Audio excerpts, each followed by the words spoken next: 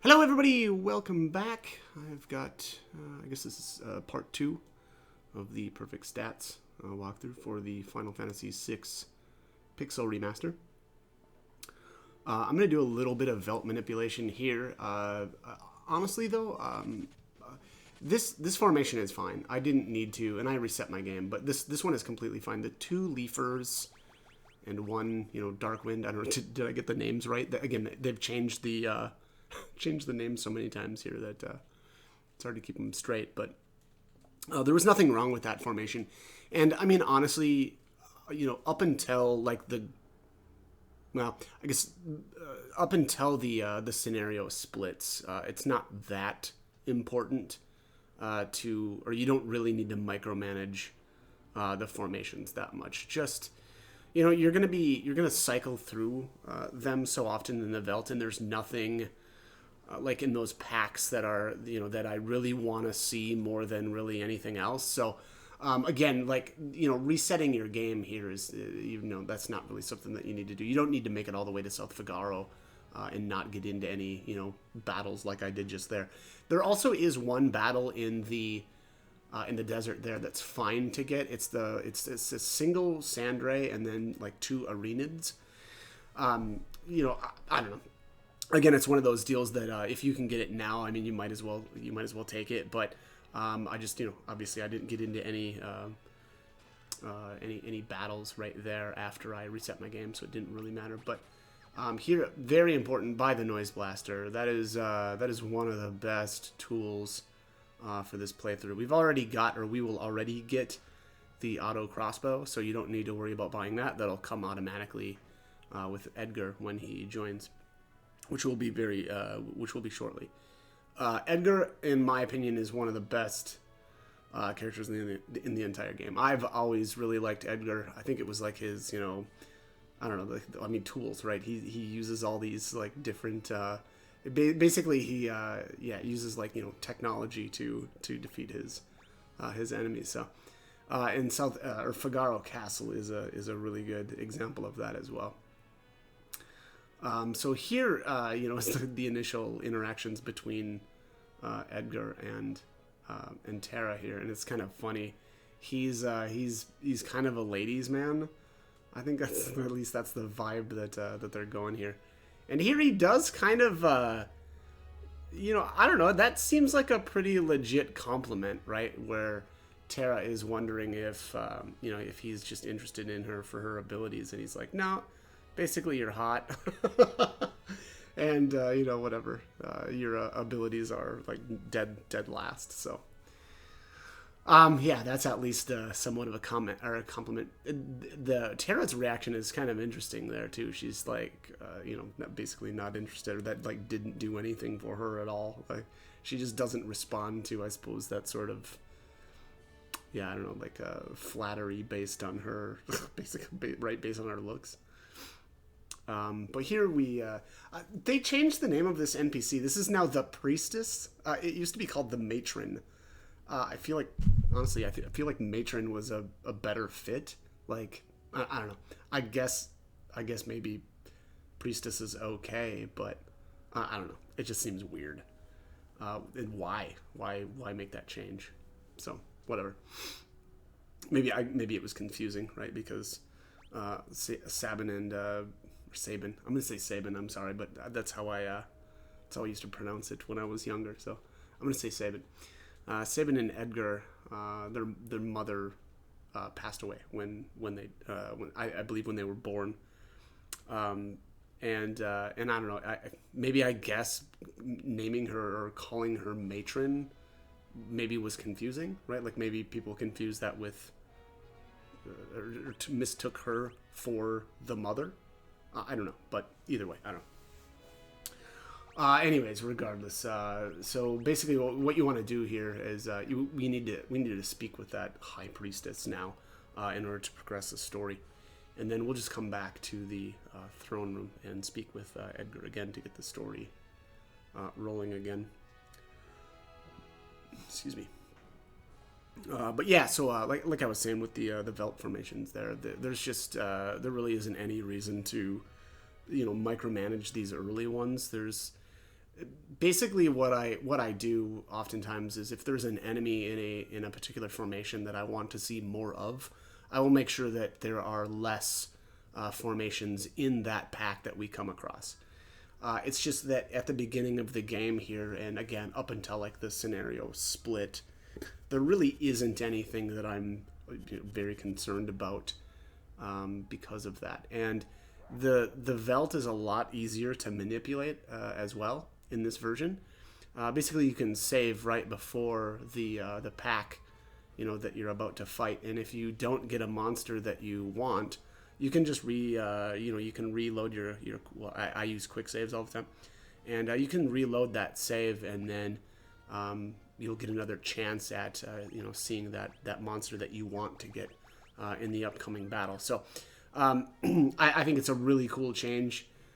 It can get a little annoying when you're trying to make it through a dungeon, for instance, and don't want to get into battles, but because it seems like the game kind of remembers where you should be fighting a battle at.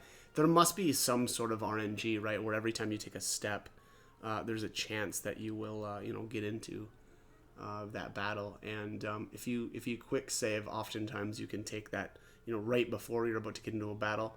And sometimes when you go to take that step, you won't get into the battle, and then you can quick save again, and just keep repeating the process. It's really tedious, but you can basically get, as far as I can tell, really anywhere, and never have to fight anything. Again, like the amount of work that goes into that really isn't worth it. Again, especially because like the early Velt packs, there just isn't anything that you need to really worry about seeing more of. So again, we'll talk about that a little bit more when it becomes more relevant. But for the time being, again, just especially on the way here, I wouldn't worry about specific packs or formations that you don't want to run into. But all right, so basically, what's going down here is that Edgar is kind of hiding Terra right now, and Kefka has come to investigate because he is obviously looking for Terra. And so the idea here is that, being that Locke is with the returners, he thinks that, the leader of the returners should see or should meet Terra, or she should meet him, I guess, and kind of decide how to go forward and possibly recruit her to work with the returners against the Empire. And why wouldn't she, right? She's been basically mind controlled by them, so it seems like it the enemy, or the enemy of my enemy is my friend, sort of deal. So all right, now we've it looks like they're so Kefka comes obviously and confronts Edgar and asks, we hear that essentially that Terra is here. But the kind of funny thing is that Kefka's being being really vague about who she is and why the Empire is interested in getting her back. I like the two little soldiers there on the side of Kefka as the castle is on fire. The dialogue there reminds me, and I assume they were going for like a Beavis and Butthead reference there.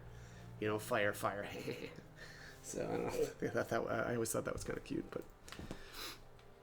All right, so obviously now Kefka realizes that Terra is here, and Edgar is indeed hiding her, and so in order to kind of flush them out, or punish, I should say, Edgar, they light the place on fire. But little does Kefka know, Edgar has been, I guess, working on the castle to the point where it can dive into the sand here. So here is exactly what they do in order to get the people to safety. I do like Kefka's little shot though at Edgar too. He says something like, "Oh, it's such a shame that the king should flee and leave his people," essentially. And Edgar's like, "What do you think about this?" So Yeah, again, really, really cool here. That again, I feel like that does a really good job of showing how technologically advanced Figaro is, and what better way to show that than to pull a fast one here and have a castle that literally dives into the sand. So here, this fight is kind of interesting too. Here, there's going to be a little freak out here where, or between Locke and Edgar here, but it's after Terra uses magic. But the funny thing here is that I accidentally, well, I shouldn't say accidentally. She dies, and it's kind of funny what happens due to that. But here I just use the noise blaster a bunch. I feel like that's pretty safe because these things actually do a decent amount of damage. And if you just noise blaster every turn and don't attack them, it's a good strategy. And then also, Magitech Laser is considered a magic ability. And so whenever an enemy that's... The funny thing here is it's basically like Charm. The way that Noise Blaster works is like Charm. Your enemies will assist you and will not hit you, right? Or will not attack you in any way. So it's not confusion as you know, most games, or as confusion functions in most games, because you know, oftentimes confusion, the enemies will, yes, attack their own allies, but also the enemies will oftentimes attack, you know, enemies as well, again under confusion, but that is again not how it functions in Final Fantasy VI. It functions more like a charm where, you know, the enemies will assist you, but it will also, you know, hit, they'll hit each other. So amazing tool. One of the best ones. Very, very useful for these low level game strategies. And the other great thing about that is when you use Noise Blaster, even if the enemy is still, again, I would argue, kind of charmed, it will just simply miss them. So it's not like they will realize, you know, what you're doing and then, you know, it'll negate it or it'll kind of turn it off. Nope, it just misses on that character, and will basically charm whoever, you know, I guess is susceptible to it. It doesn't work on everybody, but you know, the vast majority of enemies it does work against. So here, obviously, there's a little freak out there when Terra uses magic, and I don't know if that was always the case or if it was missable before. I could have swore, like, in previous iterations of the game, if Terra was just dead, like, you wouldn't see this scene at all. But it looks like they programmed it that when the last enemy runs out of HP, Terra will pop up and cast a spell just so that you can see that scene, which is kind of interesting.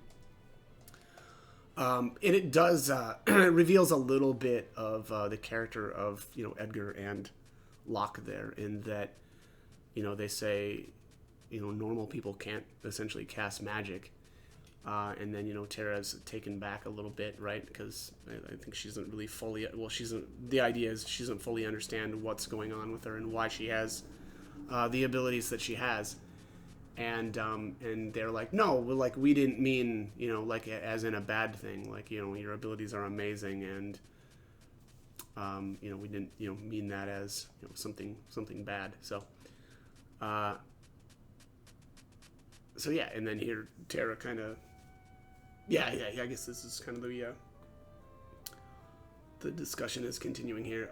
You want to understand your powers, don't you? Yeah. So here they're also kind of convincing her to come see Bannon, right? Because, you know, there's questions as to why she has these abilities, and the thought is that Bannon may have the answers. So okay, so let's head there. Here's the chocobo. There's a major issue with the chocobos in this version of the game. It's like their collision detection is horrid, and yeah, it causes some issues specifically later. I don't know if I've got footage of that, but there's a spot where one of the chocobos is actually just straight up. There's no reason to even hire one. and that's in Nikia. Basically, there's a bridge that leads over towards the Velt near Nikia, and it used to be a really great way to make it to the I forget the name of the falls, Barren Falls, faster, right, and not have to do any random encounters, but because the hit detection on the chocobo is so screwed up. You can't ride it across a bridge. There's a bridge that's like you just get stuck before the bridge and you can't go any further. So it makes that chocobo literally pointless to ever get on. So there's a couple of encounters here that are really important in the South Figaro Cave. There's 3 enemies here: the Froper, the Uruk, and the Hornet. And you want to get all of them in this initial trip because these enemies will not be here after this. They basically, all the enemies change here. And also, by the way, don't grab any of the chests here on this initial trip through. And also, I should have brought this up a lot earlier, but you may have noticed if you watched the first video that I didn't grab any of the chests when I was playing as Terra. And that's because those chests upgrade later on in the game. So again, it's kind of the same rationale here. We're not going to get any of the chests here in the South Figaro Cave. This formation here, I do not want. The Uruk times 3 is not a good formation. I would say you want to, if you're tweaking the Velt like I am, do not keep that if you come across it. So I am going to reload the game here. And try to find another one. That is probably the only one that I would argue is really, really not good.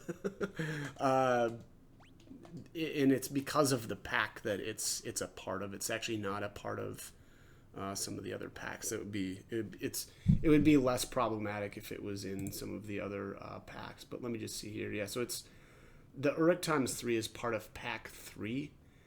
And, I mean, honestly, at the end of the day, it's not the end of the world if you take that one, but I just prefer to not get that. And also, it's redundant, right? After we've already got what was it called? Was it Uruk? Yeah, the Uruk. In this formation. There's no reason to have it in multiple formations, in my opinion, so... Now, I guess the good thing here is we already got that formation there, so I don't have to reset my game, right? And we'll just keep looking. Here we are. So here's the 2 Hornets. I prefer this formation. There's actually at least one more formation with Hornets in it, but I don't find it.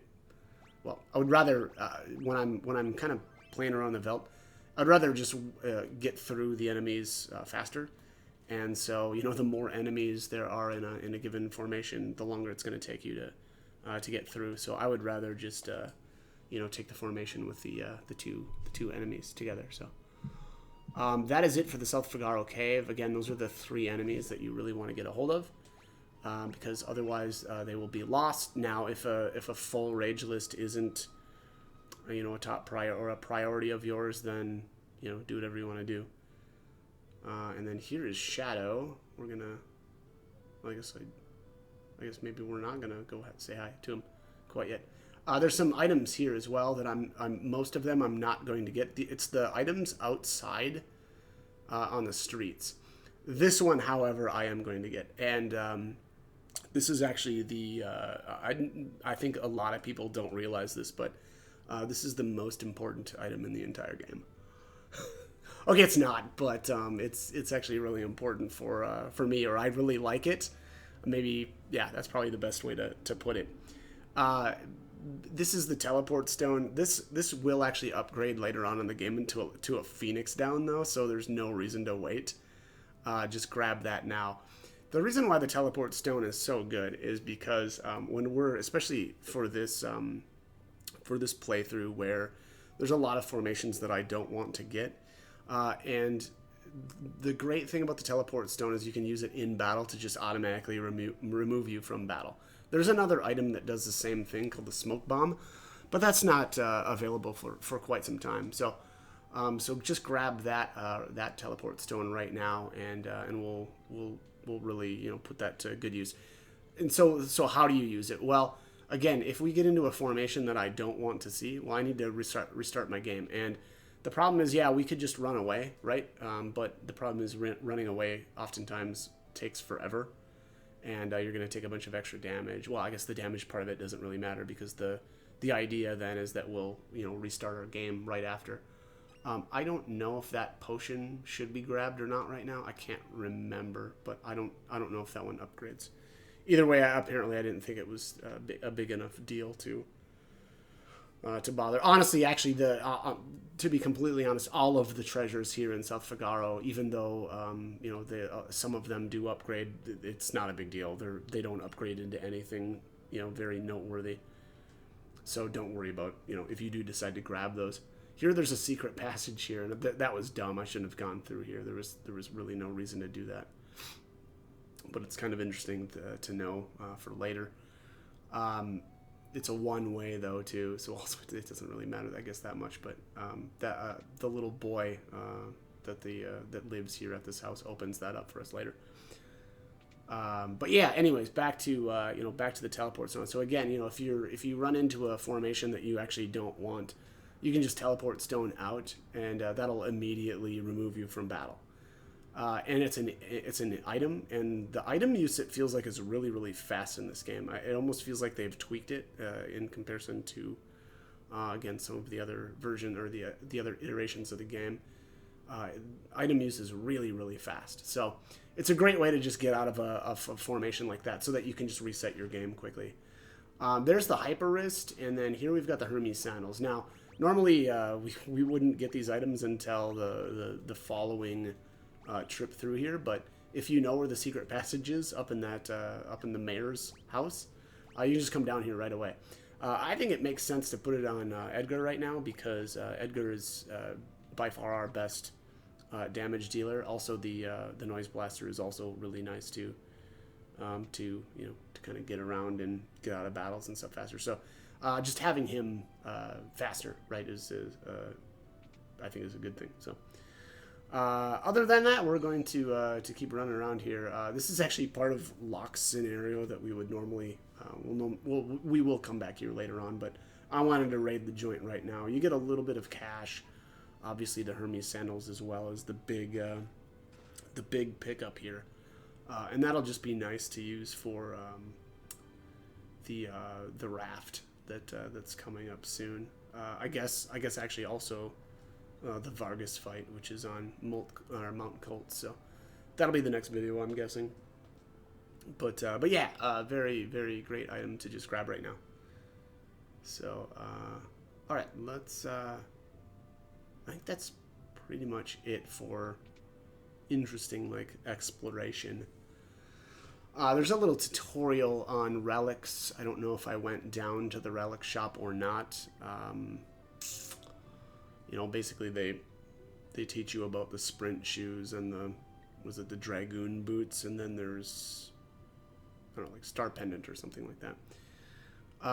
Which is funny. I don't really use I guess probably actually any of those, now that I think about it. Oh yeah, here we are. Alright, so I am gonna go do this tutorial, I guess. Alright, so this is the sprint shoes. I don't really like the sprint shoes in this version of the game. I feel like they're kind of pointless. Okay, so here's Mog to teach us. Sprint shoes, double walking speed at gauntlets. You hold a weapon with both hands. Knight's Code makes you take hits. And then, yeah, dragoon boots. Yeah, I honestly, I don't know. It's kind of funny though too. The dragoon boots aren't actually sold here, so they talk about a bunch of the items that are, but also those dragoon boots are actually not sold here. So that's kind of funny. I guess I never really thought about that before, but. Alright, so let's head on out here. Oh, no, I guess we're... Oh, I was looking for clocks. The clock here in the inn doesn't have anything, so no worries about missing anything there.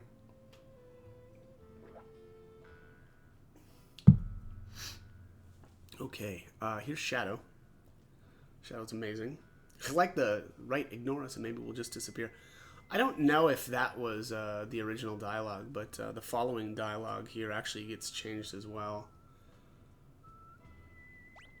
When he's referring to...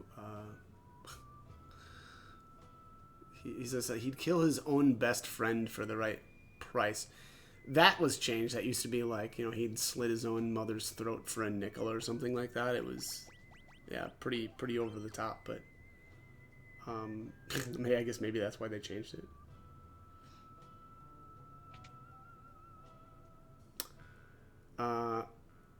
Yeah, this is the merchant. I don't know, I want to say like kind of like tutorial, right? Like that merchant there is relevant later on in the game. He's talking about you know, delivering. He needs to deliver cider to whatever the old man in town. Yeah, and there he just he takes his little route over to the old guy's house. As far as weapons and stuff here, I don't know if I bought anything. Probably not. Oh no, maybe I did. I probably bought that greatsword. That's pointless. Honestly, there's no reason to buy that. Maybe I didn't. Oh, I didn't. Yeah. Okay. Well, smart. The greatsword is an upgrade for Terra, but she never swings with it, and there's no reason to. She's so weak that there's no reason to. I bought a couple of heavy shields there. I had planned on stealing bandanas at Mount Colts, but I think that's a waste of time too. So I don't think I actually ended up doing that this time around. The steal rate is really bad. It's a rare. I guess the good thing is there's no common steal for those guys. So you're not going to be like, you know, ending up with a bunch of potions or something in an effort to try to grab that, you know, to try to grab one of those bandanas. But again, they're just not good enough to merit the amount of time that it takes to get them.